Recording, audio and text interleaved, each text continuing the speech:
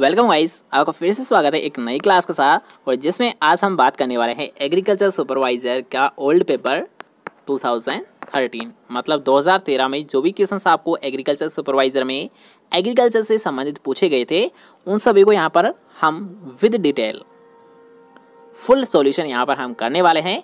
इसलिए याद रखिएगा, आपको वीडियो को एक भी सेकंड मिस नहीं करना है, मतलब वीडियो को एक बार पूरा ज़रूर देख लेना है अगर आप वास्तव में एग्रीकल्चर सुपरवाइज़र की तैयारी कर रहे हो।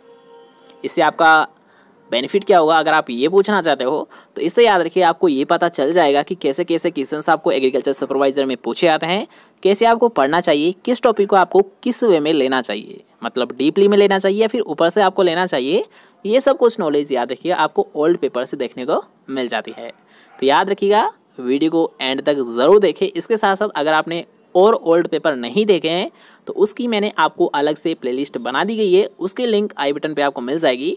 वहाँ से आप सभी ओल्ड पेपर को क्लियर आसानी से कर सकते हो। ठीक है, तो चलिए फिर आज की इंटरेस्टिंग क्लास को स्टार्ट करते हैं। इसके साथ साथ सभी से एक रिक्वेस्ट ज़रूर करना चाहूँगा कि अगर आप चैनल पर नई हो और इसी प्रकार एग्रीकल्चर रिलेटेड डेली वीडियोज़ पाना चाहते हो तो जल्दी से जाइए यार, चैनल को सब्सक्राइब कीजिए और पास के बेल आइकन को ज़रूर दबा दें, जिससे जब भी हमारी कोई क्लास लगेगी तो वो आपको नोटिस के साथ मिलती रहेगी। ठीक है, तो चलिए फिर आज की क्लास को स्टार्ट करते हैं। आज कुछ नया सीख लेते हैं।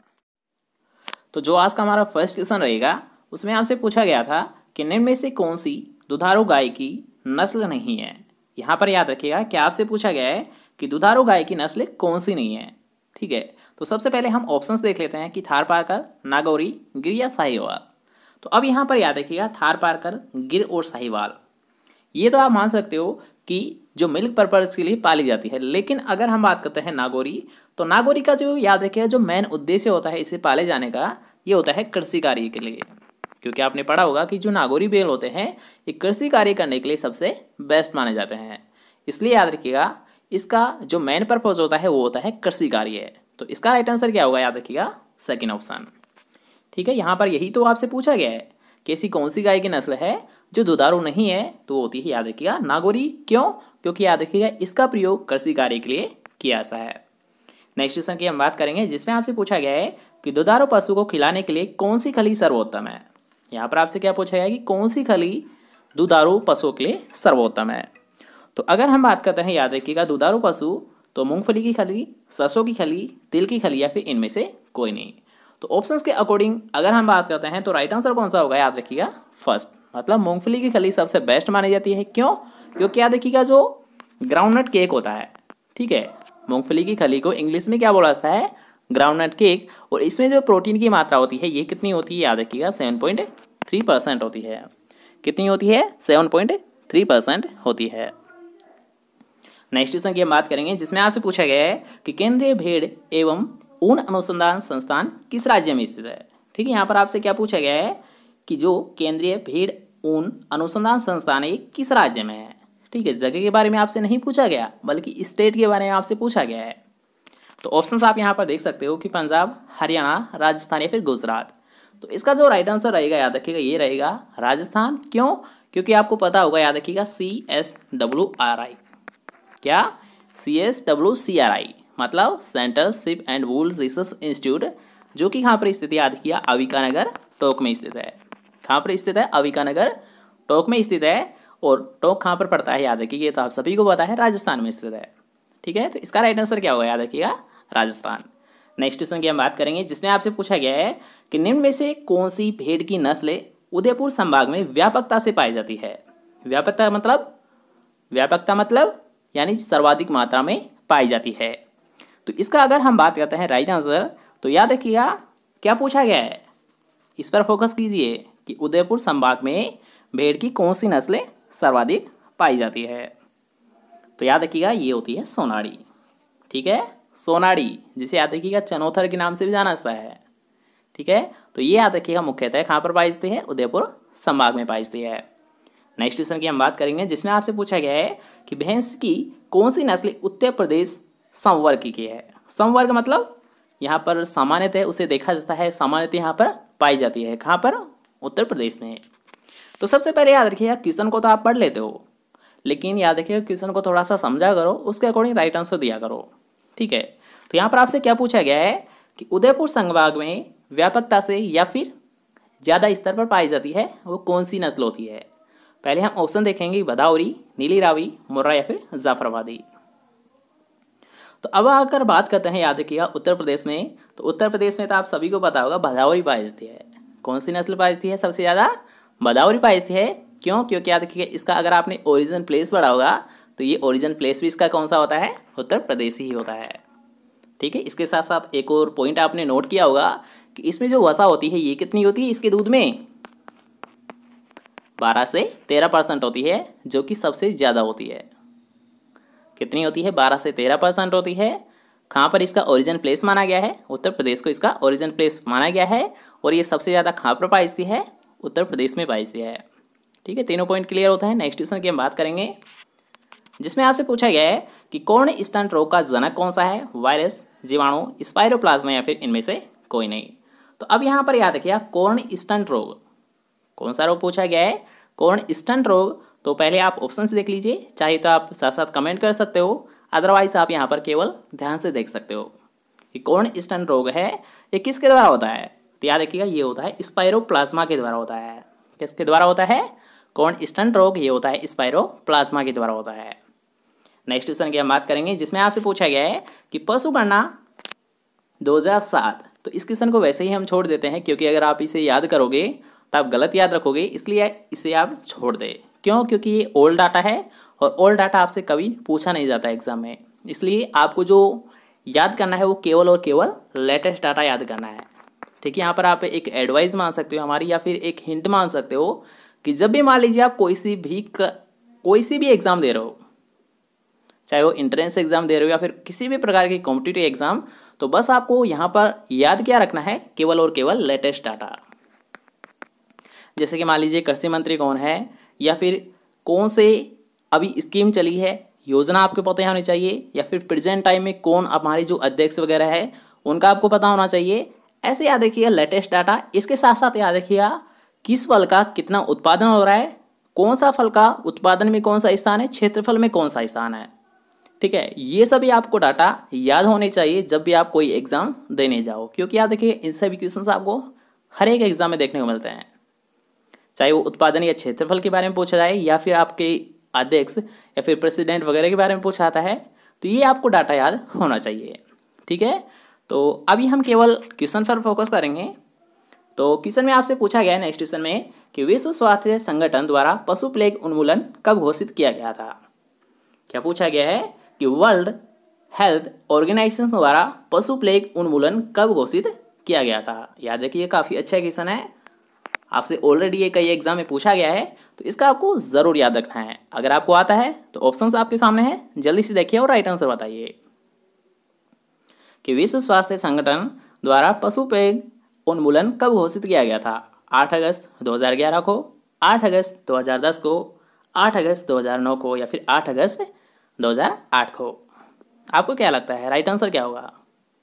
जल्दी से कमेंट सेक्शन में बताइए। तो याद रखिएगा, अगर आपसे पूछता है वर्ल्ड हेल्थ ऑर्गेनाइजेशन के द्वारा जो पशु प्लेग उन्मूलन दिया गया था, ये कब दिया गया था? ये दिया गया था, याद रखिएगा, 8 अगस्त 2011 को दिया गया था। कब दिया गया था? 8 अगस्त 2011 को दिया गया था। नेक्स्ट क्वेश्चन की हम बात करेंगे, जिसमें आपसे पूछा गया है कि कुक्कुट की रानीखेत व्याधि किसके द्वारा जनित है, या फिर ये किसके द्वारा होती है? जो रानीखेत रोग होता है ये किसके द्वारा होता है? ये क्वेश्चन आपसे पूछा गया है, तो एक कॉमन क्वेश्चन है। और याद रखिएगा, ये होता है वायरस के द्वारा। किसके द्वारा होता है? कुक्कुट की रानीखेत व्याधि ये होती है, याद रखिएगा, वायरस के द्वारा होती है। इसके साथ साथ याद रखिएगा, रानीखेत का एक दूसरा नाम है, मतलब सेकेंड नाम है, और वो कौन सा होता है? याद रखिएगा, फाउल पॉक्स। आप इसे छोड़िए, आप न्यूकैसल याद रखिए। ठीक है, जो आपको एग्जाम में देखने को मिलता है वो ये सेकेंड नाम पूछा जाता है कि न्यूकैसल। क्या आपको याद रखना है कि रानीखेत का दूसरा नाम क्या होता है? तो ये होता है, याद रखिएगा, न्यूकैसल। क्या होता है? न्यूकैसल होता है। ठीक है, याद रख पाओगे। नेक्स्ट क्वेश्चन की हम बात करेंगे, जिसमें आपसे पूछा गया है कि केथली किस फल की किस्म है? क्या पूछा गया है? केथली किस फल की किस्म है? तो अब यहाँ पर याद रखिएगा, काफ़ी अच्छा क्वेश्चन है, आपको पता होना चाहिए। तो जल्दी से बताइए, केथली किसकी वैरायटी होती है? सीताफल की होती है, अनार की होती है, बेर की होती है, फिर बेल की होती है? आपको क्या लगता है राइट आंसर क्या होगा? जल्दी से बताइए। तो याद रखिएगा अगर हम बात करते हैं केथली, तो ये किसकी फल की वेराइटी होती है? याद रखिएगा ये होती है बेर की वेराइटी होती है। ठीक है, केथली हुआ, गोला हुआ, इलायची हुआ, ये सभी किसकी वेराइटी होती है? बेर की होती है। कौन कौन सी? केथली हुआ, गोला हुआ, सेब हुआ, ये सभी, या फिर इलायची वेराइटी हुआ, ये सभी किसकी वेराइटी होती है? याद रखिएगा बेर की वेराइटी होती है। ठीक है, नेक्स्ट क्वेश्चन की हम बात करेंगे जिसमें आपसे पूछा गया है कि निम्न में से आम की कौन सी किस्म पछेती है? क्या पूछा गया है कि आम की लेट सोविंग वेराइटी कौन सी है? लंगड़ा होती है, दशहरी होती है, आम्रपाली होती है, फिर चौसा होती है। यहाँ पर जो ऑप्शंस आपको दे रखे हैं इनमें से लेट वेराइटी कौन सी है ये आपको पहचाना है। तो याद रखिएगा जो भी ऑप्शन है यहाँ पर, इसमें से जो राइट आंसर आपका है वो कौन सा है? याद रखिएगा चौसा, क्योंकि याद रखिएगा चौसा क्या होती है? एक लेट वेराइटी होती है। तो नेक्स्ट क्वेश्चन की हम बात करेंगे जो कि एक कॉमन क्वेश्चन है और आप सभी को पता ही होगा कि फूल गोभी में विप्टेन नामक रोग किस पोषक तत्व की कमी से होता है? तो इसके तो ऑप्शन देखने की आपको ज़रूरत है नहीं। तो याद रखिएगा फूल गोभी में जो विप्टेन रोग होता है ये किसकी कमी से होता है? याद रखिएगा मोलिब्डेनम की कमी से होता है, और जिसका सिंबल क्या होता है? MO। याद रखिएगा फूल गोभी में विप्टेन रोग किसकी कमी से होता है? मोलिब्डेनम की कमी से होता है, और जिसका सिंबल क्या होता है? MO होता है।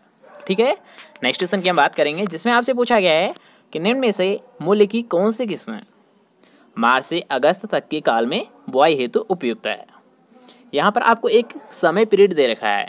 क्या दे रखा है आपको? यहाँ पर एक टाइम पीरियड दे रखा है, और उसके अकॉर्डिंग आपसे पूछा गया है कि मूली की ऐसी कौन सी वेराइटी है जिसे हम मार्च से अगस्त तक उगा सकते हैं, या फिर उसकी सोविंग आसानी से हम कर सकते हैं। पूसा हिमानी, पूसा देसी, पूसा रश्मि, या फिर पूसा छेदकी। ऑप्शंस आपके सामने है, जल्दी से देखिए और राइट आंसर को जल्दी से बताइए। तो यहाँ पर याद रखिएगा जो भी ऑप्शंस आपको यहाँ पर दे रखे हैं इनमें से पूसा छेदकी कौन सी वेराइटी है? याद रखिएगा पूसा छेदकी, जिसे याद रखिएगा हम मार्च से अगस्त तक आसानी से सोविंग के लिए यूज कर सकते हैं। नेक्स्ट क्वेश्चन की हम बात करेंगे जिसमें आपसे पूछा गया है कि भिंडी की ग्रीष्मकालीन फसल हेतु उपयुक्त बीज दर कितनी होती है? आपसे क्या पूछा गया है कि ग्रीष्मकालीन फसल हेतु उपयुक्त बीज दर कितनी होती है? तो सबसे पहले हम ऑप्शन देखेंगे और उसके अकॉर्डिंग हम राइट आंसर जानेंगे कि 15 kg per hectare, 20 kg per hectare, 25 kg per hectare, या फिर 30 kg पर हेक्टेयर। तो याद रखिएगा जो आपके आंसर सीट में मान रखा है उसमें राइट आंसर क्या माना गया है? याद रखिएगा 20 किलोग्राम पर हेक्टेयर। मतलब भिंडी की ग्रीष्मकालीन फसल के लिए जो हम सीड रेट यूज़ करते हैं वो आपको जो राइट आंसर यहाँ पर मान रखा है वो मान रखा है 20 kg per hectare. Next question की हम बात करेंगे जिसमें आपसे पूछा गया है कि अंगूर के प्रवर्धन की सर्वोपयुक्त विधि कौन सी है? वायुदाब विधि, भूमिदाब विधि, कलम विधि, या फिर कलिकाइन विधि। आपको क्या लगता है कि जो अंगूर का जो प्रोपेगेशन किया जाता है, जो प्रवर्धन किया जाता है, ये किस विधि के द्वारा किया जाता है?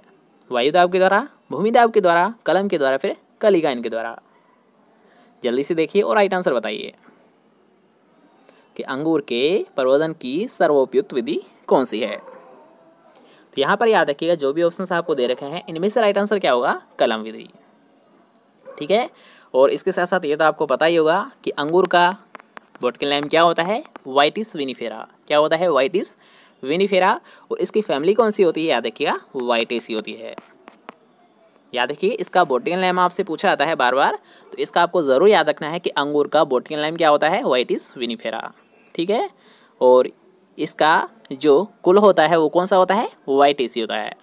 नेक्स्ट क्वेश्चन की हम बात करेंगे जिसमें आपसे पूछा गया है कि बगीचा लगाने की किस विधि में 4 पेड़ों के बीच पूरक के रूप में एक अल्पावधि फल वृक्ष लगा सकते हैं जो सीधा व शीघ्र फल देने वाला हो?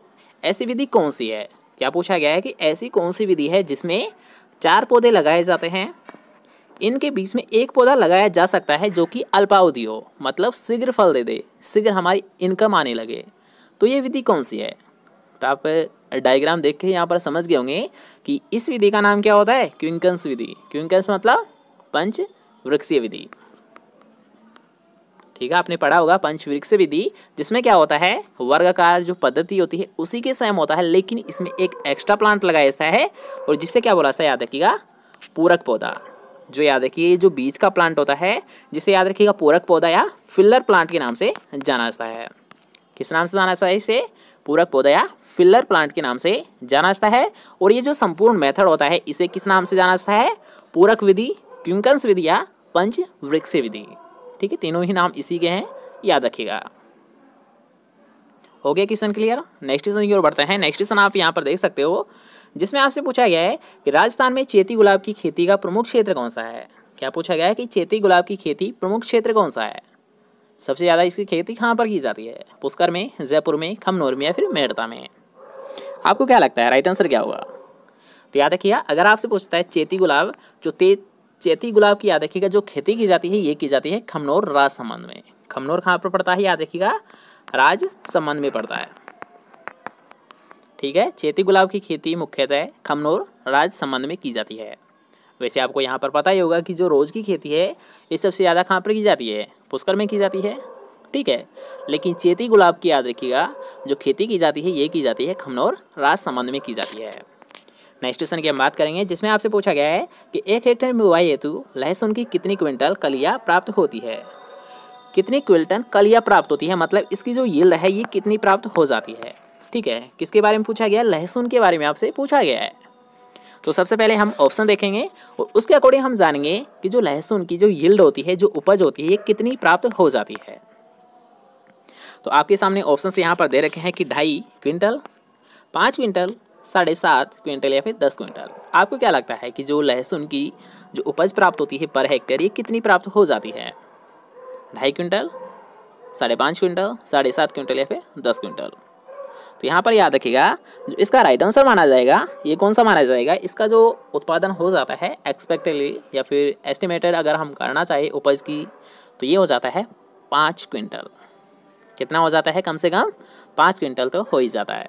नेक्स्ट क्वेश्चन की हम बात करेंगे, जिसमें आपसे पूछा गया है कि राजस्थान के शुष्क क्षेत्रों हेतु उपयुक्त फल कौन सा है। क्या पूछा गया है कि जो एरिड जोन है, जो शुष्क क्षेत्र है, उनके लिए उपयुक्त फल कौन सा है। बेर होता है, खजूर होता है, आंवला होता है, फिर इनमें से कोई नहीं।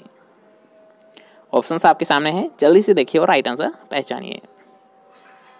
तो यहाँ पर याद रखिए, अगर हम ऑप्शंस के अकॉर्डिंग बात करें तो खजूर और बेर ये दोनों क्या होते हैं, शुष्क क्षेत्र वाले होते हैं। लेकिन अब इन दोनों में से भी आपको डिफरेंस पता करना है कि इनमें से राइट आंसर आपका कौन सा माना जाएगा। ठीक है, तो यहाँ पर जो आपका राइट आंसर माना गया है ये माना गया है खजूर, क्योंकि खजूर याद रखिएगा ज़्यादातर शुष्क क्षेत्र में उगाया जा सकता है। नेक्स्ट क्वेश्चन की हम बात करेंगे, जिसमें आपसे पूछा गया है कि राजस्थान में प्रति व्यक्ति प्रतिदिन फलों का औसत सेवन कितना है। जैसे कि आपने पढ़ा होगा एक क्वेश्चन कि प्रतिदिन प्रति व्यक्ति को कितनी सब्जी की आवश्यकता होती है, 300 ग्राम। उसी के अकॉर्डिंग यहाँ पर आपको बताना है कि प्रति व्यक्ति प्रतिदिन कितना फलों का सेवन करना आवश्यक है। तो इसके लिए आप ऑप्शन से यहाँ पर देख सकते हो कि 80 ग्राम, 12 ग्राम, 25 ग्राम या फिर 50 ग्राम। ऑप्शन आपके सामने हैं, जल्दी से देखिए और राइट आंसर बचानिए। अब यहाँ पर याद रखिएगा 2 क्वेश्चन मुख्यतः बनते हैं। एक पूछा आता है आपको कितना आवश्यक है, तो कितना आवश्यक है याद रखिए, उसके बेस पर तो यहाँ पर जो राइट आंसर माना जाएगा ये माना जाएगा 80 ग्राम। लेकिन कितना सेवन है अगर ये पूछा जाता है तो आप क्या बताओगे, ये भी तो आपको पता होना चाहिए। तो याद रखिएगा इसके तौर पर अगर हम बात करना चाहें तो केवल और केवल 2 से 3 ग्राम। आवश्यक कितना है, 86 ग्राम। लेकिन जो यहाँ पर जो एसेंशियल है, जो आवश्यक है या फिर जितना खाते हैं यहाँ पर, जो कंजप्शन हम यहाँ पर करते हैं वो केवल 2 से 3 ग्राम है, जो कि काफ़ी कम है। ठीक है, बस यहाँ पर वैसे आप इसी पॉइंट को छोड़ दे, इस पॉइंट को आप याद रखें कि कितना आवश्यक होता है, याद रखिए 86 ग्राम की आवश्यकता होती है। ठीक है, नेक्स्ट क्वेश्चन की हम बात करेंगे, जिसमें आपसे पूछा गया है कि जेली में कुल 65% विलेट होसो, इस हेतु उसका क्वथनांक कितने डिग्री फ़ारेनहाइट होगा। क्या पूछा गया है, एक पॉइंट आपको यहाँ पर दे रखा है कि जेली में कुल जो TSS की मात्रा है वो 65% है, तो इसका जो क्वथनांक होगा ये कितने डिग्री फ़ारेनहाइट होगा। क्या पूछा गया है, जो टेम्परेचर है पूछा गया है, ये पूछा गया आपको डिग्री फ़ारेनहाइट में। ठीक है, तो डिग्री फ़ारेनहाइट में आपको राइट आंसर बताना है, तो जल्दी से देखिए राइट आंसर, मतलब सभी ऑप्शन से पहले आप सही से देखिए और राइट आंसर की जल्दी से कमेंट सेक्शन बताइए कि 200 degree Fahrenheit, 210 degree Fahrenheit, 220 degree Fahrenheit या फिर 230 डिग्री फ़ारेनहाइट। आपको क्या लगता है राइट आंसर क्या होगा। तो अब यहाँ पर याद रखिएगा अगर 60% या फिर 65% उसकी TSS की मात्रा है, तो इसका जो राइट आंसर माना जाएगा या जो क्वथनांक इसका पॉइंट होता है ये कितना डिग्री फ़ारेनहाइट होता है, 210 डिग्री फ़ारेनहाइट होता है। कितना होता है, 210 डिग्री फ़ारेनहाइट होता है। नेक्स्ट क्वेश्चन की हम बात करेंगे, जिसमें आपसे पूछा गया है कि सब्जियों के डिब्बों में कितने प्रतिशत नमक का घोल भरा जाता है। क्या पूछा गया है कि सब्जियों के डिब्बों में कितने प्रतिशत नमक का घोल भरा जाता है। यहाँ पर क्या कर रहे हैं हम, डिब्बाबंदी कर रहे हैं। आपने पढ़ा होगा, याद रखिएगा, कैनिंग। तो कैनिंग में याद रखिएगा जो नमक का घोल है, या फिर आप ऐसे मान सकते हो जो साल्ट का सॉल्यूशन है, ये कितना परसेंट रखा है, 2 से 3%, 14 से 24%, 10 से 11% या फिर 20 से 21%।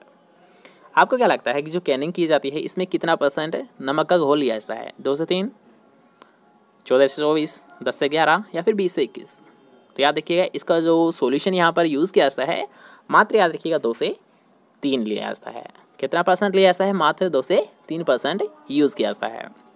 नेक्स्ट क्वेश्चन की हम बात करेंगे, जिसमें आपसे पूछा गया है कि फलों की कैनिंग के लिए ब्राइन विलाइन लिया जाता है। ठीक है, यहाँ पर भी याद रखिएगा जो 23वां क्वेश्चन है वही पूछा गया है, लेकिन यहाँ पर पूछा गया है सब्जियों के लिए, और 24वें क्वेश्चन में आपसे पूछा गया है, याद रखिएगा, फल के बारे में। यहाँ पर आपसे क्या पूछा गया, फल के बारे में, और यहाँ पर आपसे पूछा गया सब्जियों के बारे में।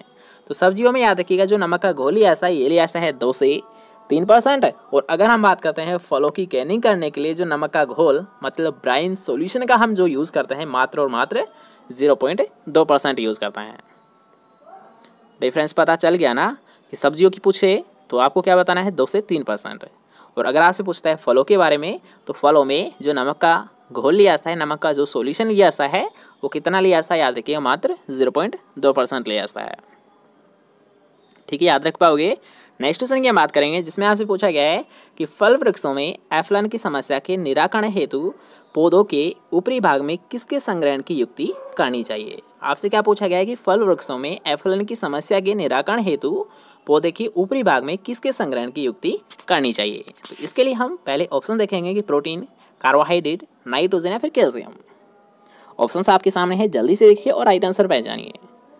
अगर मान लीजिए आपके जो भी फल लग रहे हैं या फिर फल वृक्ष लग रहे हैं, ठीक है, कोई आपने मान लीजिए एक उद्यान लगा रखा है, वहाँ पर फल वृक्ष आपने लगा रखे, लेकिन उनमें क्या हो रहा है, एफ्लन की समस्या आ रही है, मतलब वो फल नहीं दे रहे हैं।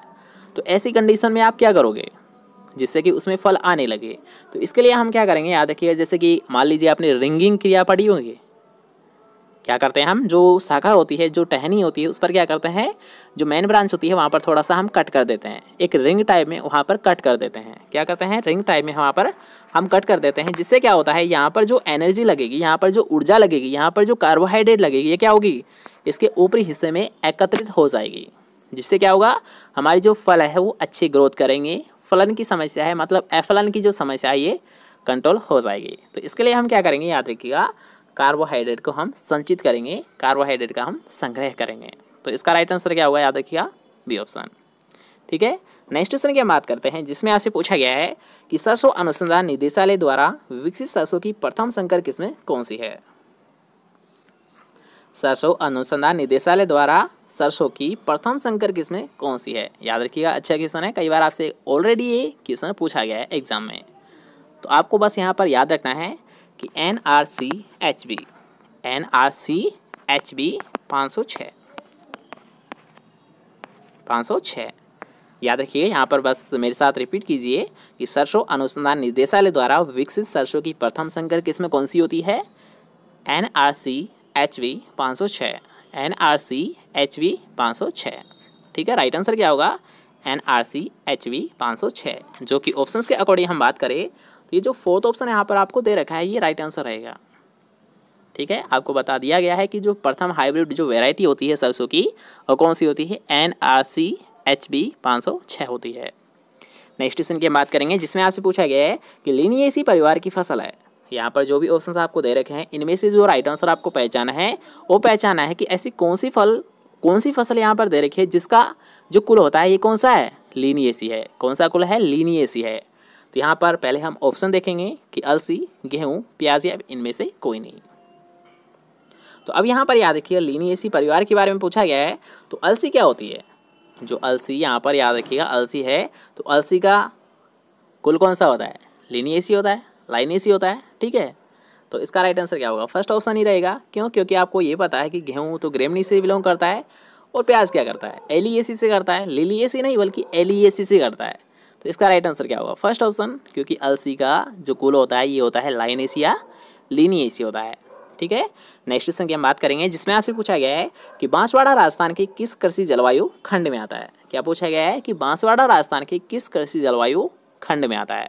तो इसके लिए आपको वही राजस्थान का मैप याद रखना होगा, जैसे कि हमने सुबह बात की थी कोटा और बूंदी के बारे में। तो कोटा और बूंदी तो किस क्षेत्र में आते हैं, याद रखिएगा दक्षिण से पूर्वी क्षेत्र में आते हैं। और अब हम बात करेंगे, याद रखिएगा बांसवाड़ा। तो याद रखिएगा जो बांसवाड़ा ये जो मैप होता है राजस्थान का, इसके सबसे नीचे हिस्से में, यहाँ पर याद रखिएगा, यहाँ पर डूंगरपुर और बांसवाड़ा है सबसे नीचे वाले हिस्से में। तो ये कौन सा हिस्सा हुआ, दक्षिण हिस्सा, ठीक है। तो यहाँ पर यही तो आपसे पूछा गया है कि जो बांसवाड़ा है ये किस कृषि जलवायु खंड में आता है, आर्द्र दक्षिणी मैदानी क्षेत्र में, अर्ध आर्द्र दक्षिणी मैदानी क्षेत्र में, आर्द्र दक्षिणी पूर्वी मैदान में, या फिर अर्ध शुष्क पूर्वी मैदानी क्षेत्र में। तो ये तो हो ही नहीं सकता, ठीक है। इन्हीं में से आपको पहचानना है कि फर्स्ट और सेकंड में से, क्यों, क्योंकि यहाँ पर याद रखिए आर्द्र और अर्ध आर्द्र के बारे में आपसे पूछा गया है। तो बस यहाँ पर आपको पहचानना क्या है कि जो बांसवाड़ा है ये किस कृषि जलवायु खंड में आता है। तो सबसे पहले यहाँ पर सोच समझ के राइट आंसर देना। वैसे ये राजस्थान जी का क्वेश्चन है, आपको पता होना चाहिए, थोड़ा तो आता होगा। अगर आपने राजस्थान जी के नहीं पढ़ी है लेकिन थोड़ा तो आता होगा ना, कि जो डूंगरपुर और जो बांसवाड़ा है ये किस क्षेत्र में आते हैं। तो याद रखिएगा ये आते हैं आर्द्र दक्षिणी मैदानी क्षेत्र में आते हैं, ठीक है। यहाँ पर सबसे ज़्यादा वर्षा होती है, इसलिए इसे जो नाम दिया गया है ये दिया गया है आर्द्र दक्षिणी क्षेत्र, ठीक है। नेक्स्ट क्वेश्चन की हम बात करेंगे, जिसमें आपसे पूछा गया है कि गुणवत्ता युक्त मक्का से संबंधित जीन है, मतलब मक्का में कौन सी जीन पाई जाती है, मक्का में कौन सी जीन पाई जाती है, APEC2, ARO-A, क्राइफर्स्ट या फिर PSV। आपको क्या लगता है राइट आंसर क्या होगा, जल्दी से राइट आंसर बताइए कि गुणवत्ता युक्त मक्का से संबंधित जीन कौन सी है, APEC2, ARO-1, क्राइफर्स्ट या फिर PSY। तो अब यहाँ पर याद रखिएगा मक्का से संबंधित जीन के बारे में आपसे पूछा गया है, तो इसका राइट आंसर क्या होगा, याद रखिएगा APEC2। APEC2 जो जीन पाई जाती है ये किस में पाई जाती है, मक्का में पाई जाती है। नेक्स्ट क्वेश्चन की हम बात करेंगे, जिसमें आपसे पूछा गया है कि कौन सा मानव निर्मित धान्य फसल है। तो यहाँ पर याद रखिएगा कि आपसे पूछा गया मानव निर्मित धान्य फसल, क्या पूछा गया है यहाँ पर, बस आपको ये पॉइंट याद रखना है कि मानव निर्मित। तो मानव निर्मित धान्य फसल कौन सी होती है, याद रखिएगा वो होती है ट्रिटिकेल होती है। कौन सी होती है, ट्रिटिकेल होती है। और ट्रिटिकेल को जो विकसित किया गया था, इसे प्राप्त किया गया था, ये किससे प्राप्त किया गया था, याद रखिएगा राई इंटू गेहूँ से। राई इंटू गेहूँ का जब क्रॉस करवाया गया था तो इन दोनों के क्रॉस से याद रखिएगा ट्रिटिकेल को प्राप्त किया गया था। और ये ट्रिटिकेल क्या होता है, याद रखिएगा प्रथम मानव निर्मित धान्य फसल होती है। 2 या 3 पॉइंट यहाँ पर आपको बता दिए गए हैं। सबसे पहले आपको क्या याद रखना है कि प्रथम मानव निर्मित धान्य फसल कौन सी होती है, ट्रिटिकेल होती है। सेकंड पॉइंट, ये किसके क्रॉस से प्राप्त की गई थी, राई इंटू गेहूँ के क्रॉस से प्राप्त की गई थी, ठीक है, याद रहेगा। नेक्स्ट क्वेश्चन की हम बात करेंगे, जिसमें आपसे पूछा गया है कि एफ्लाटॉक्सिन नामक विषैला पदार्थ किस फसल से संबंधित है। एफ्लाटॉक्सिन नामक विषैला पदार्थ किस फसल से संबंधित है, सोयाबीन से, सूरजमुखी से, सरसों से या फिर मूंगफली से। तो अब यहाँ पर याद रखिएगा जो एफ्लाटॉक्सिन है ये पाया जाता है, याद रखिएगा मूंगफली में। किस में पाया जाता है, एफ्लाटॉक्सिन ये पाया जाता है मूंगफली में। और अगर हम बात करते हैं ये जनरेट कब हो जाता है, मान लीजिए आपको ये तो पता है कि मूंगफली में एफ्लाटॉक्सिन पाया जाता है, लेकिन क्यों या फिर कब पाया जाता है। तो याद रखिएगा जब ऐसी कंडीशन होती है कि मान लीजिए आपने मूंगफली को स्टोरेज गृह में रख दिया, जहाँ पर आप इसे स्टोर करोगे वहाँ पर रख दिया, लेकिन आपने एक गलती की, जब आपने इसे संग्रहित किया, जब आपने एक गलती की कि इसमें जो नमी की मात्रा ही ज़्यादा रख दी।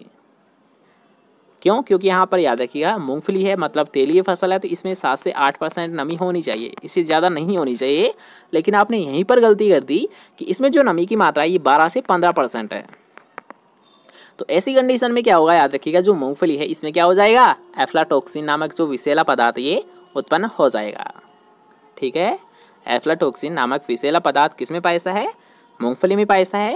ये कब उत्पन्न हो जाता है, जब हम क्या करते हैं, मूंगफली का जब हम संग्रहण करते हैं और इसमें अधिक नमी की उपस्थिति रह जाती है, तो ऐसी कंडीशन में याद रखिएगा एक विषैला पदार्थ उत्पन्न हो जाता है और जिसे हम एफ्लाटॉक्सिन के नाम से जानते हैं, ठीक है। क्वेश्चन क्लियर हो चुका है। तो नेक्स्ट क्वेश्चन की हम बात करेंगे। उससे पहले यार अगर वीडियो पसंद आ रही है ना, और अगर वीडियो को लाइक नहीं किया है तो जल्दी से जाइए यार वीडियो को लाइक तो कर दीजिए। आपके लिए इतना स्ट्रगल किया जाता है तो इतना हक तो आपको बनता है कि वीडियो को लाइक किया जाए और शेयर ज़रूर कर देना, ठीक है। लाइक तो करना ही है आपको, ठीक है, आपके लिए एसेंशियल है, आपके लिए ज़रूरी है।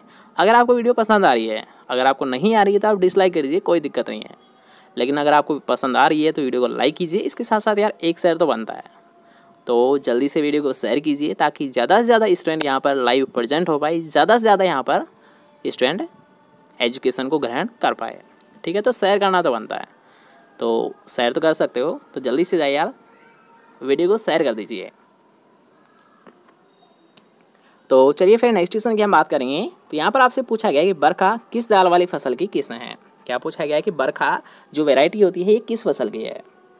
अरहर की होती है, चौला की होती है, मूंग की होती है, फिर उड़द की होती है। तो यहाँ पर याद रखिएगा, अगर हम बात करते हैं जो बरखा वैरायटी, तो ये किसकी होती है, याद रखिएगा उड़द की वैरायटी होती है। नेक्स्ट क्वेश्चन की हम बात करेंगे जिसमें आपसे पूछा गया है कि नर्सरी में पौधे की ग्रेडिंग होती है किसके आधार पर। याद रखिएगा, जो नर्सरी में हम पौधे की जो पहचान करते हैं, ग्रेडिंग का मतलब होता है पहचान करना कि अच्छा है या फिर नहीं है, ये मोटा है। जैसे कि आप जानते होंगे, जैसे कि मान लीजिए आपने कोई पौधा देखा है, ठीक है, किसी का स्टेम क्या है बिल्कुल पतला है और किसी का स्टेम क्या है मोटा है, मतलब उसकी छटनी हो गई ना। ग्रेडिंग का मतलब यही है कि उसकी छटनी करना कि अच्छा है या फिर बुरा है, उसकी छटनी करना ही क्या कहलाता है। अगर मान लीजिए आप कोई पौधा खरीद रहे हो तो आप क्या ऐसे कर लोगे कि मान लीजिए सड़ा गला पौधा है और उसे हम लेके आ जाए, नहीं, आप ऐसा नहीं करोगे, बल्कि उसे आप देखोगे, परखोगे कि सही है फिर नहीं है। तो ये जो पहचान आप करते हो इसी को बोला जाता है, याद रखिए कि ग्रेडिंग। क्या बोला जाता है, इसे ग्रेडिंग बोला जाता है। लेकिन कैसे, यानी जो आप ग्रेडिंग करोगे ये किसके आधार पर करोगे, यही तो क्वेश्चन आपसे पूछा गया है कि जब आप कोई पौधा खरीदोगे उसकी आप पहचान करोगे कि अच्छा है या फिर बुरा है, इसकी पहचान आप किस आधार पर करोगे। तो याद रखिए, इसकी जो हम पहचान करेंगे ये करेंगे तने की मोटाई एवं ऊंचाई से। तने की मोटाई और ऊंचाई से हम उसकी पहचान करेंगे कि अच्छा है या फिर नहीं है, हमें इसे लेना चाहिए या फिर नहीं लेना चाहिए। तो इसका आधार क्या होता है, तने की मोटाई और ऊंचाई। ठीक है, राइट आंसर आपको समझ आ गया है। नेक्स्ट क्वेश्चन की हम बात करेंगे जिसमें आपसे पूछा गया है कि कपास की वानस्पतिक वृद्धि हेतु अनुकूलतम तापमान कितना होता है। 21 से 27 डिग्री सेंटीग्रेड तापमान, 15 से 21 डिग्री सेंटीग्रेड तापमान, 27 से 35 डिग्री सेंटीग्रेड तापमान, या फिर 35 से 40 डिग्री सेंटीग्रेड तापमान। कपास की वानस्पतिक वृद्धि हेतु अनुकूलतम तापमान कितना होता है। ठीक है, ऑप्शंस आपके सामने हैं, जल्दी से देखिए और राइट आंसर पहचानिए। तो याद रखिएगा, अगर हम बात करते हैं वानस्पतिक वृद्धि के लिए, तो ये जो आवश्यक होता है ये होता है 21 से 27 डिग्री सेंटीग्रेड तापमान। नेक्स्ट क्वेश्चन की हम बात करेंगे जिसमें आपसे पूछा गया है कि गेहूं में खरपतवार नियंत्रण हेतु सल्फोसल्फ्यूरान का प्रयोग ग्राम प्रति हेक्टेयर कितनी है। मतलब याद रखिएगा कि गेहूं में जो खरपतवार नियंत्रण हम करते हैं उसके लिए सबसे पहले तो किस खरपतवार नाशी का हम प्रयोग करते हैं, याद रखिएगा सल्फोसल्फ्यूरान का प्रयोग किया जाता है।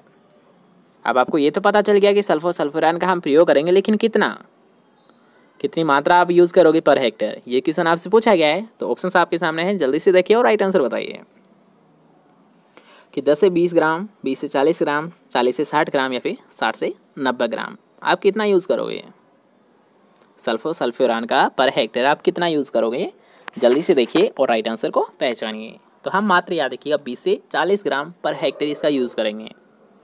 अगर आपको गेहूं में खरपतवार का नियंत्रण वास्तव में करना है और आप सल्फोसल्फ्यूरान का यूज़ कर रहे हो, तो इसके लिए याद रखिएगा जो हम मात्रा यूज़ करेंगे मात्र 20 से 40% रखेंगे। ठीक है, क्वेश्चन क्लियर होता है। नेक्स्ट क्वेश्चन की हम बात करेंगे जिसमें आपसे पूछा गया गर्डल बिट्टल। ठीक है, गर्डर नहीं है बल्कि गर्डल है, गर्डल है। ठीक है, तो गर्डल बिट्टल किस फसल का प्रमुख कीट है। क्वेश्चन में आपसे क्या पूछा गया है कि गर्डल बिट्टल है ये किस फसल का मुख्य नाशी कीट है। कपास का होता है, ग्वार का होता है, सोयाबीन का होता है, फिर अरंडी का होता है।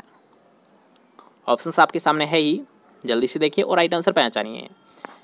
और याद रखिए ये एक वेरी वेरी इंपॉर्टेंट क्वेश्चन है क्योंकि ऑलरेडी ये आपको कई एग्जाम में पूछा गया है, तो सोच समझ के राइट आंसर देना। गर्डल बिट्टल किसका एक हानिकारक या एक प्रमुख कीट है, ये होता है याद रखिएगा सोयाबीन का होता है। किसका होता है, सोयाबीन का होता है।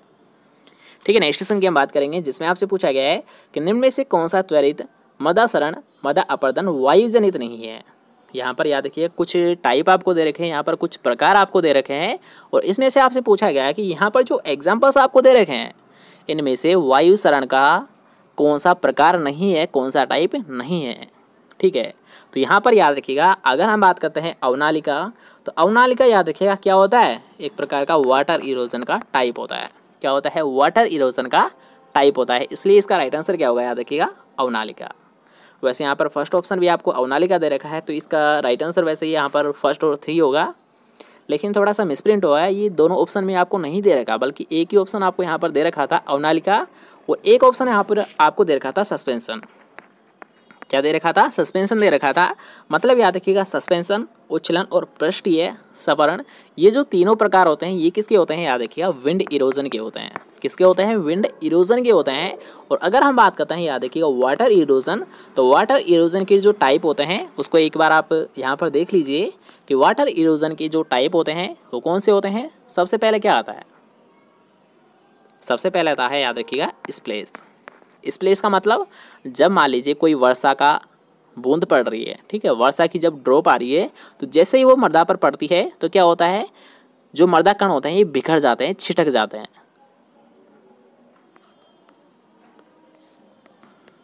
मृदा कण क्या होता है? छिटक जाते हैं, ठीक है। जो प्राथमिक अवस्था होती है इसे क्या बोला जाता है? स्प्लेश बोला जाता है।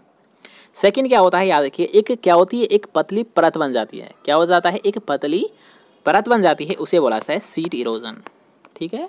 यहाँ पर याद रखिएगा, जो छिटके थी मृदा कण, तो सेकंड स्टेज में क्या होता है? ये पानी थोड़ा सा बहने लगता है। क्या होता है? पानी थोड़ा सा बहने लगता है और जिससे क्या होता है? मृदा की एक सतह सी जम जाती है और इसी को बोला जाता है, याद रखिएगा, सीट इरोजन। उसके बाद में क्या होता है?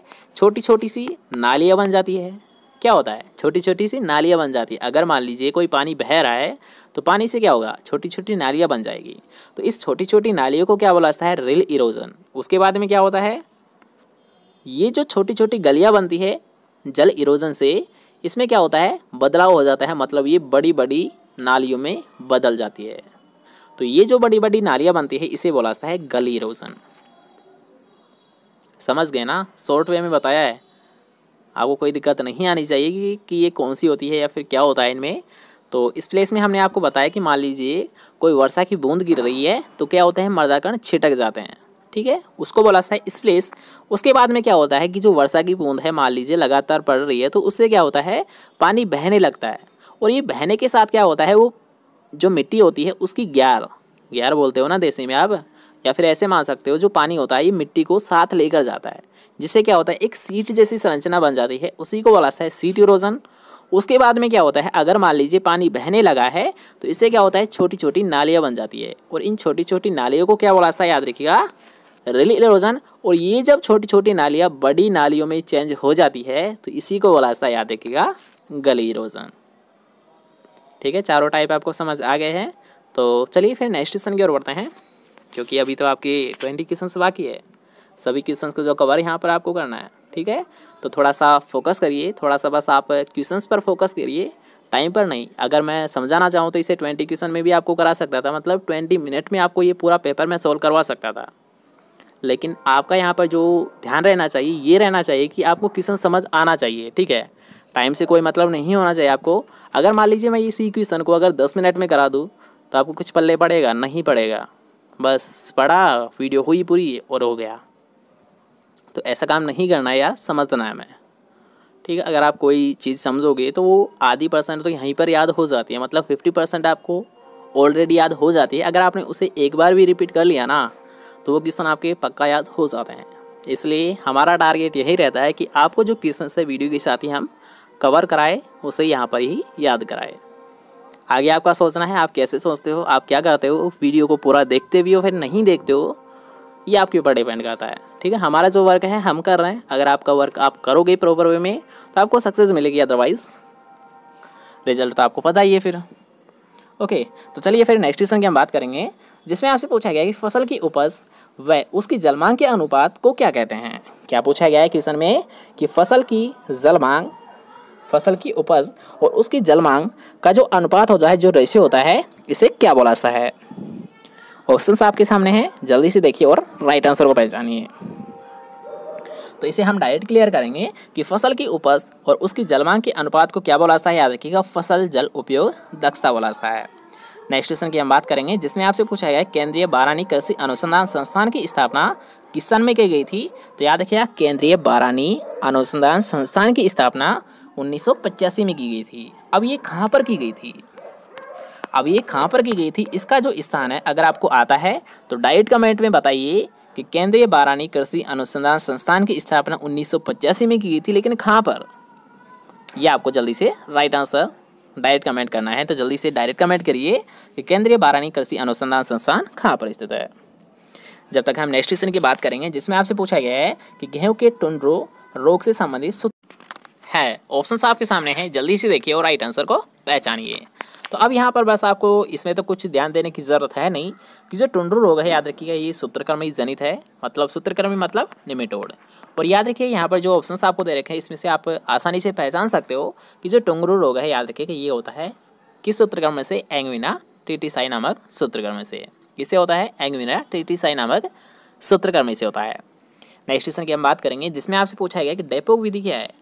तो डेपोक विधि आपने कई बार पढ़ा होगा, अगर आपने एग्रीकल्चर का फर्स्ट ही चैप्टर खोला होगा तो उसी में आपको देखने को मिलेगा धान फसल। और याद रखिएगा धान फसल में जो पौध तैयार करने की जो विधि होती है वो कौन सी होती है? याद रखिएगा डेपोक विधि होती है। मतलब याद रखिएगा डेपोक विधि क्या है? पौध तैयार करने की, धान की पौध तैयार करने की विधि क्या है? डेपोक विधि है। और डेपोक विधि के बारे में तो आपको ऑलरेडी कई बार मैं आपको बता चुका हूँ कि डेपोक विधि में सबसे कम समय लगता है। कितना लगता है? 11 से 13 दिन का समय लगता है। और इसमें कितने क्षेत्रफल की आवश्यकता होती है? याद रखिएगा मात्र 25 से 30 वर्ग मीटर की आवश्यकता होती है। ठीक है, तीनों पॉइंट आपको याद रहेंगे कि डेपोक विधि का संबंध धान फसल से है। डेपोक विधि क्या है? धान की पौध तैयार करने की एक विधि है। डेपोक विधि में सबसे कम समय लगता है पौध तैयार करने में। कितना? 11 से 13 दिन का समय। और याद रखिएगा इसमें जो क्षेत्रफल की आवश्यकता होती है वो भी सबसे कम क्षेत्रफल की आवश्यकता होती है। और वो कितना? 25 से 30 वर्ग मीटर। ठीक है, 4 पॉइंट आपको क्लियर हो चुके हैं। तो नेक्स्ट क्वेश्चन की हम बात करेंगे जिसमें आपसे पूछा गया है किसी खेत में 100 किलोग्राम डीएपी और 100 किलोग्राम यूरिया देने पर कितने किलोग्राम नाइट्रोजन और फास्फोरस प्राप्त होगी। क्या पूछा गया है कि किसी खेत में हम 100 किलोग्राम डीएपी और 100 किलोग्राम हम नाइट्रोजन दे रहे हैं, तो इससे नाइट्रोजन तो कितना प्राप्त होगा और फास्फोरस कितना प्राप्त होगा। ठीक है, सोच समझ के राइट आंसर देना। एक अच्छा क्वेश्चन है, थोड़ा सा यहाँ पर बस आपको कन्फ्यूजन के लिए ये डाला गया है क्वेश्चन, तो इसके लिए आपको 2 या 3 क्वेश्चन से याद होने चाहिए। ठीक, तो सबसे पहले आपको यहाँ पर याद क्या रखना है कि इन दोनों में नाइट्रोजन कितना पाया है, और दूसरा बात यहाँ पर आपको याद रखना है कि इन दोनों में फास्फोरस कितना पाया है। तो याद रखिएगा फास्फोरस की तो आपको कोई प्रॉब्लम नहीं है, बस आपको यहाँ पर नाइट्रोजन की मात्रा ज्ञात करनी है कि नाइट्रोजन है, याद रखिएगा डीएपी में पाया है और यूरिया में भी पाया है। अब डीएपी में कितना पाया है? 18% और यूरिया में कितना पाया है? 46% होता है। ठीक है, दोनों को आप काउंट कर लीजिए, दोनों को आप ऐड कर लीजिए। 8 6 4 और 1 2 6 64। मतलब इन दोनों में जो नाइट्रोजन पाया था ये 64%। और अगर हम बात करते हैं फास्फोरस तो याद रखिए ये यूरिया में नहीं पाया है, मतलब केवल और केवल डीएपी में फास्फोरस पाया है। तो कितना पाया है डीएपी में फास्फोरस? ये पाया है, याद रखिएगा 46% पाया है। ठीक है, तो अब इसका राइट आंसर क्या हुआ कि नाइट्रोजन 64 होता है और 46%। ठीक है, तो राइट आंसर कौन सा होगा? Second option. ठीक है, ऐसे आप आसानी से याद रख सकते हो। इसको मैं आपको दोबारा से बता देता हूँ कि जो डीएपी होता है, याद रखिए इसमें नाइट्रोजन भी पाया है और फास्फोरस भी पाया है। नाइट्रोजन पाया है 18% और फास्फोरस पाया है, याद रखिए 46%। और यूरिया में क्या होता है? याद रखिएगा केवल नाइट्रोजन पाया है, कितना? 46%। और इसमें याद रखिएगा फास्फोरस बिल्कुल नहीं पाया, मतलब 0%। ठीक है, इन दोनों को जब आप ऐड करोगे तो कौन सा आ जाएगा? 64। और फास्फोरस कितना होता है? केवल डीएपी में होता है, कितना होता है? 46% होता है। इसलिए इसका राइट आंसर क्या होगा? Second option. ठीक है, आप ऐसे आसानी से कैलकुलेट कर सकते हो। नेक्स्ट क्वेश्चन की हम बात करेंगे जिसमें आपसे पूछा गया है कि सामान्य परिस्थितियों में धान की रोपाई हेतु सिफारिश की गई फसल ज्यामिति कितनी है। तो याद रखिएगा यहाँ पर आपसे क्या पूछा है? फसल ज्यामिति, मतलब R/P। R/P का मतलब यहाँ पर ये है कि रोड इंटू रो जो दूरी रखी जाती है और जो प्लांट से प्लांट की दूरी रखी जाती है ये कितनी रखी जाती है। तो याद रखिए इसे हम डायरेक्ट क्लियर करेंगे कि धान की अगर हम बात कर रहे हैं तो इसमें याद रखिए R/P जो पी ली जाती है ये ली जाती है 20 × 10 सेंटीमीटर। कितनी रखी जाती है? याद रखिएगा फसल ज्यामिति ये रखी जाती है 20 × 10 सेंटीमीटर। नेक्स्ट क्वेश्चन की हम बात करेंगे जिसमें आपसे पूछा गया है बरसीम की प्रथम कटाई बुआई से कितने दिन बाद में करनी चाहिए। याद रखिएगा चाहे आपसे पूछा है रेंज का, चाहे आपसे पूछा है बरसीम, दोनों में सेम क्वेश्चन है। दोनों को आपको पता होना चाहिए कि जो प्रथम कटाई की जाती है हमें चारा प्राप्त करने के लिए वो कितने दिन बाद में की जानी चाहिए। सोच समझ के राइट आंसर देना। एक अच्छा क्वेश्चन है कि बरसीम की प्रथम कटाई बुआई से कितने दिन बाद में करनी चाहिए। तो ये हम करेंगे, याद रखिएगा 50 से 55 दिन बाद। नेक्स्ट क्वेश्चन के आपसे पूछा गया है कि अमरूद की मृगबहार फसल में, याद रखिएगा अमरूद की मृगबहार जो फसल हम यहाँ पर यूज़ करते हैं उसमें क्या होता है, उसके बारे में आपसे पूछा गया है कि इसमें फल तो कब आते हैं और कब इसमें अंत होता है। याद रखिएगा, यहाँ पर आपसे क्या पूछा गया है कि जो मृग बहार होती है इसमें कब तो इसमें फूल आते हैं और इसमें कब फलन होता है। ठीक है, 2 पॉइंट आपसे यहाँ पर पूछे गए हैं कि जो मृग बहार है इसमें फूल तो कब लगते हैं और इसमें फलन कब आता है। तो इसके लिए हम इसे डायरेक्ट क्लियर करेंगे कि याद रखिएगा, इसमें जो फूल आते हैं ये जून जुलाई में आते हैं और इसमें याद रखिएगा नवंबर से जनवरी तक इसमें फलन हो जाता है। ठीक है, बाकी सब आप एक बार नोट कर लीजिएगा, जब भी आप बुक में मेंशन करो इसे क्वेश्चन को तब आप यहाँ पर नोट कर सकते हो। ठीक है, इसे हम थोड़ा सा शॉर्ट करेंगे क्योंकि वीडियो ज़्यादा लंबी हो रही है, तो इतना भी हम नहीं करेंगे जिससे कि आप बोरियत फील करो, थोड़ा सा फास्ट हम कर लेते हैं। ठीक है, तो मृग बहार याद रखिए, इसमें जो फूल आते हैं ये लगते हैं जून से जुलाई के मध्य और इसमें जो फलन की क्रिया होती है ये होती है नवंबर से जनवरी के मध्य। नेक्स्ट क्वेश्चन की हम बात करेंगे जिसमें आपसे पूछा गया है कि पपीते के खेत में कितने प्रतिशत नर पौधे उगाने चाहिए। अब यहाँ पर याद रखिएगा, आपसे क्या पूछा गया है कि पपीते के खेत में कितना तो नर होने चाहिए और कितने मादा होने चाहिए। तो इन दोनों का याद रखिएगा, जो अनुपात रखा है ये रखा है 90:10, मतलब 90 मादा पर 10 प्लांट। ठीक है, याद रखिएगा कि पपीते के खेत में कितने प्रतिशत नर पौधे उगाने चाहिए, 10%। 10% का मतलब है 90 मादा पौधों पर 10 नर प्लांट। ठीक है, आसानी से याद रख पाओगे। तो इसका राइट आंसर क्या होगा, याद रखिएगा सेकंड आंसर। ठीक है, नेक्स्ट क्वेश्चन की हम बात करेंगे जिसमें आपसे पूछा गया है कि महाराणा सांगा का अंतिम संस्कार बसवा नामक स्थान पर किया गया था, यह स्थान किस जिले में स्थित है। यहाँ पर आपसे क्या पूछा गया है, जो बसवा क्षेत्र है ये कहाँ पर स्थित है। तो अगर कोई यहाँ पर स्टूडेंट है जो कि दौसा से बिलोंग करता है तो ये तो आप सभी को पता होगा कि जो बसवा क्षेत्र है ये दौसा में स्थित है। ठीक है, नेक्स्ट क्वेश्चन की हम बात करेंगे जिसमें आपसे पूछा गया है कि निम्न में से कौन सा पादप वृद्धि नियामक वृद्धि रोधक का कार्य कैसा है। क्या पूछा गया है, याद रखिएगा वृद्धि रोधक मतलब वृद्धि को रोकने का कार्य किसके द्वारा किया जाता है, एब्सिसिक अम्ल के द्वारा, जिब्रेलिक अम्ल के द्वारा, इंडोल एस्टिक अम्ल के द्वारा या फिर काइनेटिन के द्वारा। ऐसा कौन सा यहाँ पर पादप वृद्धि नियामक है, हार्मोन है जो कि क्या करता है, वृद्धि को रोकने का कार्य करता है। तो याद रखिएगा वो कौन सा होता है, वो होता है याद रखिएगा एब्सिसिक अम्ल, जिसका सिंबल क्या होता है ABA। मतलब एब्सिसिक अम्ल के द्वारा क्या किया जाता है, वृद्धि को रोका जाता है। ठीक है, नेक्स्ट क्वेश्चन की हम बात करेंगे जिसमें आपसे पूछा गया है कि मुर्गियों में फाउल पॉक्स व्याधि से बचाव हेतु टीकाकरण का सही उम्र क्या है। मुर्गियों में फाउल पॉक्स जो बीमारी होती है इसके बचाव के लिए हम टीकाकरण करते हैं, लेकिन इसके लिए उपयुक्त उम्र क्या है, ये क्वेश्चन आपसे यहाँ पर पूछा गया है। तो इसके लिए याद रखिएगा जो उपयुक्त उम्र होती है ये कितनी होती है, मात्र और मात्र 4 से 6 सप्ताह के अंतर्गत। अगर आप वास्तव में बचाना चाहते हो फाउल पॉक्स से मुर्गियों को तो इसके लिए हम क्या करेंगे, जब उनकी उम्र 4 से 6 सप्ताह है तब हम क्या करेंगे, उसके लिए एक टीकाकरण कर देंगे। और ऑप्शंस के अकॉर्डिंग हम बात करेंगे तो इसका जो थर्ड ऑप्शन है मतलब 4 से 6 सप्ताह, इसका राइट आंसर माना जाएगा। नेक्स्ट क्वेश्चन आपसे पूछा गया है कि पशुओं में एंथ्रेक्स रोग का लक्षण क्या है। एंथ्रेक्स रोग का लक्षण क्या है, तो इसका तो आप सभी को पता होगा, आकस्मिक मृत्यु। इसकी मुख्य पहचान क्या होती है एंथ्रेक्स रोग की, इसमें क्या होता है, पशु अचानक मर जाता है। ठीक है, नेक्स्ट क्वेश्चन की हम बात करेंगे जिसमें आपसे पूछा गया है कि गाय में कामो उत्तेजना काल कितने घंटों तक रहता है। क्या पूछा गया है, कामोत्तेजना जो काल होता है ये कितने घंटे तक उपस्थित रहता है, प्रेजेंट रहता है। 4 से 6 घंटे तक, 6 से 8 घंटे तक, 10 से 12 घंटे तक, फिर 12 से 24 घंटे तक। जल्दी से सोच समझ के राइट आंसर दीजिएगा, ऑप्शंस आपके सामने हैं, जल्दी से देखिए और राइट आंसर को पहचानिए। तो अब यहाँ पर याद रखिएगा जो कामोत्तेजना का जो काल होता है, जो पीरियड होता है ये केवल 12 से 24 घंटे तक का रहता है। कितने रहता है, कामोत्तेजना काल का ये रहता है 12 से 24 घंटे तक, मतलब एक दिन के लिए रहता है। ठीक है, जिसमें इसमें क्या होता है, याद रखिए इसका जो मिथुन की क्रिया है, मतलब मैथुन की जो क्रिया है ये हो जानी चाहिए, या फिर आप ऐसे मान सकते हो मीटिंग की जो क्रिया है ये हो जानी चाहिए। ठीक है, मीटिंग आप यहाँ पर यूज़ करो जो कि काफ़ी अच्छा लगता है कि जो मीटिंग क्रिया की जाती है गाय में ये केवल 12 से 24 घंटे तक हो जानी चाहिए। नेक्स्ट क्वेश्चन की हम बात करेंगे जिसमें आपसे पूछा गया कि टोंड दूध में क्रमशः है कितनी प्रतिशत वसा और कितनी प्रतिशत एसएनएफ और वसा। 2 पॉइंट आप यहाँ पर पूछा गया है कि सबसे पहले तो जो टोंड दूध होता है इसमें वसा कितनी पाइस्ती है, उसके बाद में आपको यहाँ पर याद रखना है कि जो एसएनएफ है ये कितनी पाइस्ती है।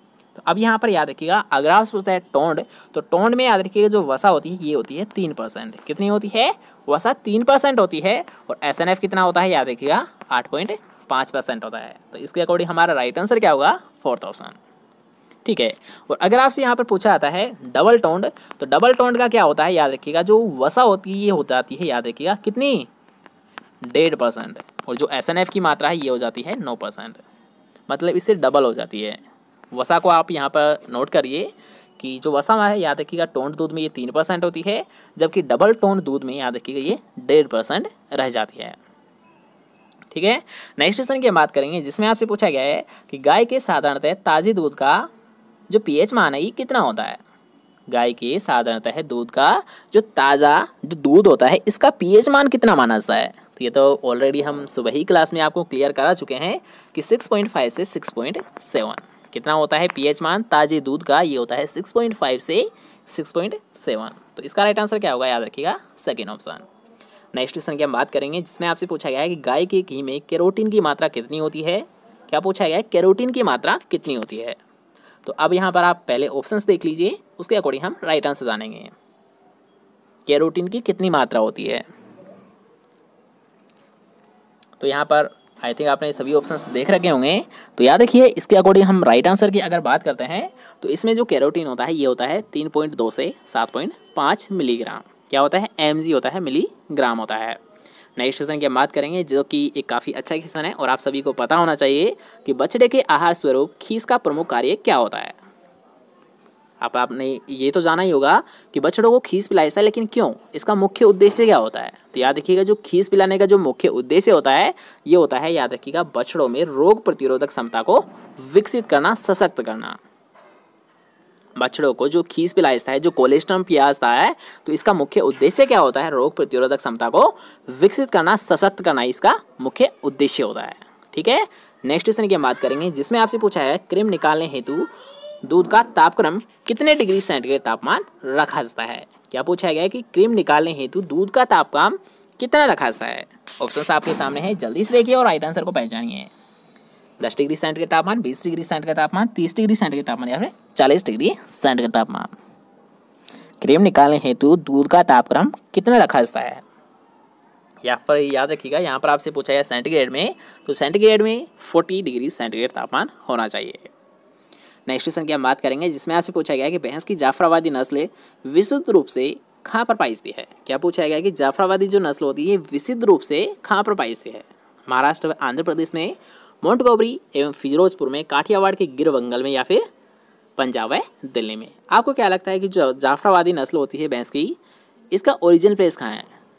ठीक है, विशुद्ध रूप से आप इसे छोड़ दीजिए, अब बस यहाँ पर ये याद रखिए कि जो जाफराबादी है इसका ओरिजिन प्लेस कहाँ पर है, उत्पत्ति स्थान इसे कहाँ पर माना गया है इसका। ये तो आपको पता ही होगा सभी को, जाफराबादी का उत्पत्ति स्थान किसे माना गया है। तो इसका राइट आंसर क्या होगा याद रखिएगा थर्ड ऑप्शन, काठियावाड़ के गिरवन में। नेक्स्ट क्वेश्चन की हम बात करेंगे जो कि अच्छा क्वेश्चन है और आपसे पूछा जा सकता है कि नींबू की खेती के लिए भूमि का पीएच मान कितना होना चाहिए। 5.5 से 6.5, 7 से 8.5, 9.5 से 11.5 या फिर 5% से कम। आपको क्या लगता है कि जो नींबू की खेती है कितने पीएच पर आवश्यक है, उपयुक्त है, या फिर नींबू की खेती करने के लिए जो भूमि का जो पीएच मान है कितना होना आवश्यक है। तो याद रखिएगा नींबू की खेती अगर आप करना चाहते हो तो जो आपकी मृदा है जहाँ पर आप नींबू को उगाना चाहते हो हल्की अम्लीय होनी चाहिए। क्या होना चाहिए, हल्की अम्लीय होनी चाहिए। इसलिए अगर हम बात करते हैं उसके पीएच मान की, तो उसका जो पीएच मान होता है ये होता है याद रखिएगा 5.5 से 6.5 के मध्य है। तो राइट आंसर क्या होगा, फर्स्ट ऑप्शन। नेक्स्ट क्वेश्चन है जो कि आज का हमारा लास्ट क्वेश्चन रहने वाला है कि राजस्थान सेवा संघ की स्थापना की गई थी। अब ये राजस्थान का क्वेश्चन है, वैसे आपको यहाँ पर एक जीके के तौर पर आपको पता होना चाहिए कि राजस्थान सेवा संघ की स्थापना कब की गई थी और कहाँ पर की गई थी। ठीक है, तो इसे मैं आपको डायरेक्ट क्लियर करूंगा क्योंकि ये राजस्थान जीके का क्वेश्चन है। तो अब यहाँ पर याद रखिएगा कि राजस्थान सेवा संघ की स्थापना 1919 में वर्धा महाराष्ट्र में की गई थी। कहाँ पर की गई थी, वर्धा महाराष्ट्र में की गई थी। और किसके द्वारा की गई थी याद रखिएगा, विजय सिंह पथिक के द्वारा की गई थी। किसके द्वारा की गई थी, वर्धा महाराष्ट्र में विजय सिंह पथिक के द्वारा इसकी स्थापना की गई थी। तो आज की क्लास को बस यहीं पर विराम देते हैं। आई थिंक आपको आज की क्लास बहुत पसंद आएगी। तो अगर यार वीडियो को अगर लाइक नहीं किया ना तो जल्दी से लाइक कर दीजिए। और इसके साथ साथ आपको एक रिक्वेस्ट की गई थी कि यार अगर यहाँ तक आ ही गए हो ना तो वीडियो को शेयर करना बिल्कुल ना भूलना। तो जल्दी से जाइए वीडियो को शेयर ज़्यादा से ज़्यादा कर दीजिए ताकि ज़्यादा से ज़्यादा इस स्टूडेंट का या फिर इस क्लास का बेनिफिट उठा पाए। ठीक है, हम मिलते हैं फिर से नेक्स्ट क्लास के साथ। जब तक के लिए जय हिंद, जय भारत, टेक केयर।